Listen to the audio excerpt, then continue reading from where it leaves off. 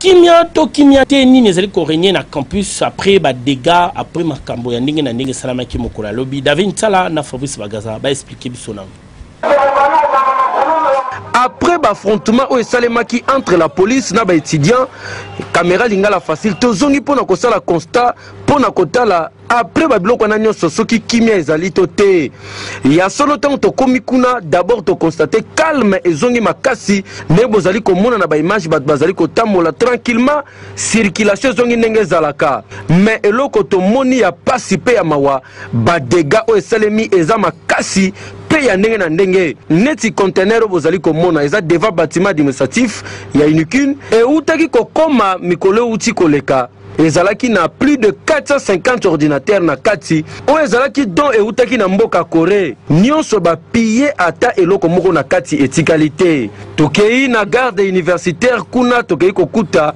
ba bureau ba tiroir nyonso atelo kwa kozwa tena bâtiment nyonso ziki na libanda le tomoni jeep ozaka intervention pour ko aider ba garde basala mosala normalement yango pe batumbi na motuka bozomona mupanzi ezali motuka ya innocent ayaki neka na Unikine ezu yombo to pusali lisusu devant Notre-Dame de la Sagesse bis obozali komona libanda ezali ya corps académique ya Unikine nyonso batumbi yango tolongwe wana tobimi na libanda côté instandance tala station bozomona yango edaka bandeko ebele bazo essence koto yo yango bapanzi na bapompe nyonso bebi na mopanzi na parking kuna biso bozali komona eyaki pozwa baagent ya DGI veut dire na tongo wana olokota batu kote kuna nyonso eziki mais tosuki wana te tokei ti na homme 10 na couloir 12 na chambre 12 11 epai wapi ndeko bozali komona kufaki oyo azalaki cause ya kanda étudiant pai makamno selekaki conseil ngai na pesa ba gérer comme tel les alités pour bango moko ba déjà musala na bango d'ailleurs au baiser pour le moment tozo tika toilette nyoso na moi polele ko koma na ngonga nyoso polele donc moi les alités to kanga vu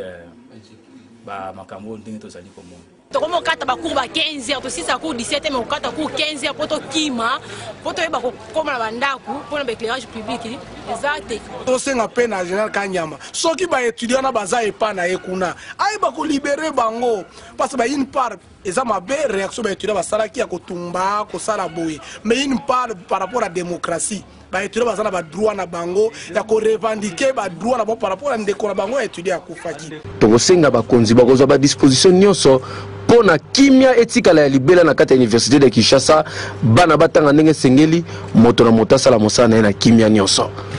terrible.